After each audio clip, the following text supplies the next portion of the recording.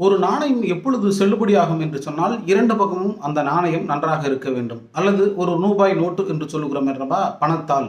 அந்த பணத்தாள் எப்பொழுது செல்லும் என்று சொன்னால், 2 பக்கமும் சரியாக இருக்க வேண்டும்.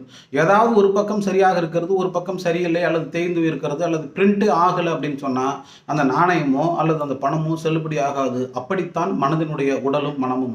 உடலும், மனமும் எப்பொழுதும் சரியாக இருக்கிற பொழுதுதான் ஒரு மனிதன் சரியான மனிதனாக இருக்க முடியும். உடல் மட்டும் நன்றாக இருக்கிறது, உள்ளம் சரியில்லை என்று சொன்னால் அவன் உடலும் நன்றாக இருக்காது.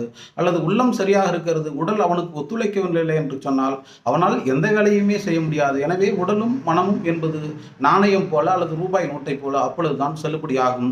ஒரு அறிஞர் சொல்லுகிறார், ஒரு மனிதன் தான் வாழ்வதற்காக சரியான இடமாக எது இருக்கிறது என்று கேட்டால் அவனுடைய உடல்தான் என்று சொல்கிறார்.